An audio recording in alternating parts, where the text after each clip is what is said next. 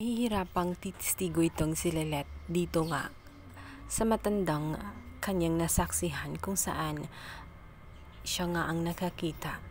Dahil na rin sa gagawan nga siya ng issue nitong sa kabilang panig. Isang video kasi ang ipapakalat nila. Ito nga yung video na nakuha ni Court. Dito nga ipalalabasin nila na ginagawa lamang yun ni Lelet upang siraan itong si Era dahil malaki ang pagnanasa niya dito kay Bonnie.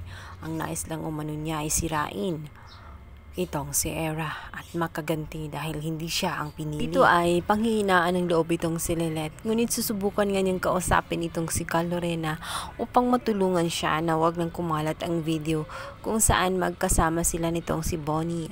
Muntik na nga siyang matumba at sinalo nitong si Bonnie. Matinding pagsiselos lang umano ang dahilan at gumagawa lamang umano ng kwento.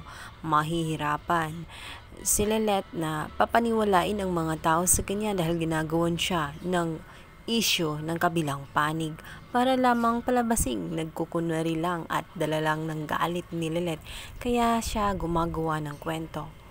Paano niya ito palalabasin na ang kanyang sinasabi ay talagang katotohanan? Ito nga ay walang magawa itong si Lelet kundi kausapin ang natitira niyang alas. Ito ngang si Bonnie. Upang malinis nga ang kanyang pangalan, wala naman talaga siyang intensyon na iba kundi pagkakaibigan lang ang namamagitan kina Bonnie. At gusto niya na talagang maipagtanggol ang matanda dahil kaawa-awa naman ang kanyang sitwasyon kung hahayaan lamang siya. At hindi pananagutan ni Era ang ginawa nito sa matanda. Is pakaabangan natin kung pabanigan ba ni Bonnie itong si Lelet against Era.